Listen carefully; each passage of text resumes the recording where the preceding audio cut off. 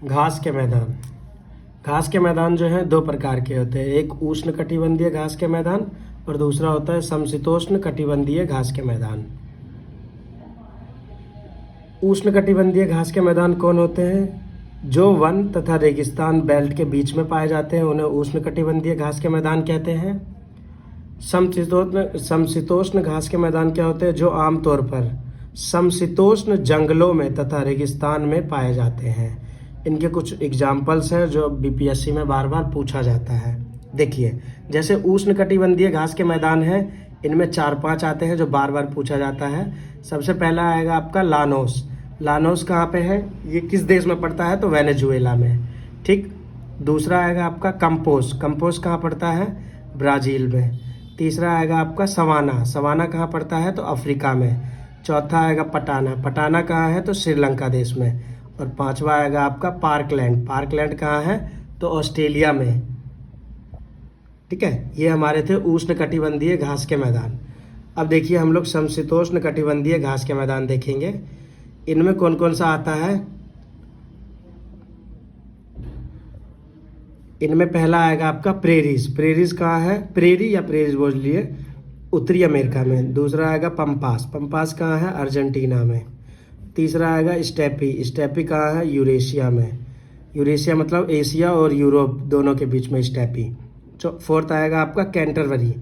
Canterbury कहाँ है? तो न्यूजीलैंड में। फिफ्थ आएगा आपका वेल्ड। वेल्ड कहाँ है? तो दक्षिण अफ्रीका में।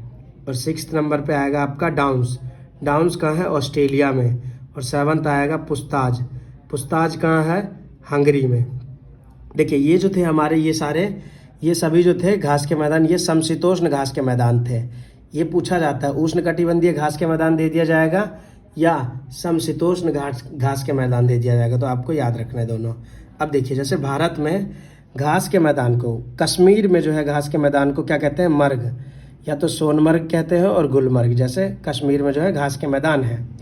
उत्तराखंड में घास के मैदान को क्या कहते हैं? बुग्याल या प्यार कहते हैं। समशीतोष्ण घास के मैदान क्षेत्र में मिलने वाली मिट्टी को क्या कहते हैं? चरनोजम कहते हैं। ये बीपीएससी में पूछा हुआ है, चरनोजम क्या होता है। जैसे आप ये देख पा रहे होंगे, ये क्या है?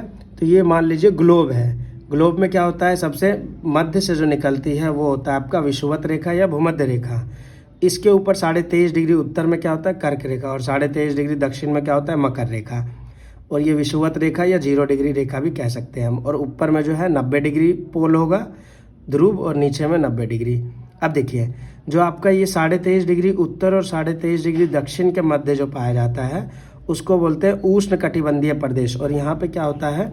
सालों भर जो है वर्षा होती है और साल में एक दिन जो है सर के ऊपर यहाँ मतलब सूरज की रोशनी पड़ती है। और यहाँ पे क्या होता है? उष्ण कटिबंधीय प्रदेश में हरे भरे वन पाए जाते हैं। और 23.5 डिग्री उत्तर से 23.5 डिग्री दक्षिण के बीच, 23.5 डिग्री उत्तर से 23.5 डिग्री दक्षिण के बीच क्या होता है? 23.5 डिग्री उत्तरी ध्रुव से 66.5 डिग्री के बीच में जो होता है आपका समशीतोष्ण होता है। और 66.5 डिग्री उत्तर से 90 डिग्री उत्तर के बीच में शीत प्रदेश पाया जाता है। और एक चीज़ याद रखिएगा, समशीतोष्ण शीत होता है और नीचे भी सेम यही चलता है। यहाँ पे भी आपका 23.5 डिग्री से 66.5 डिग्री के बीच क्या होगा?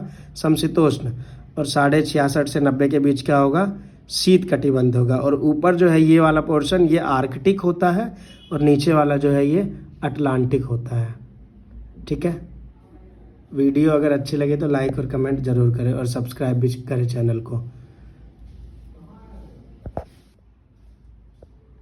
तो ये हमारा क्या था?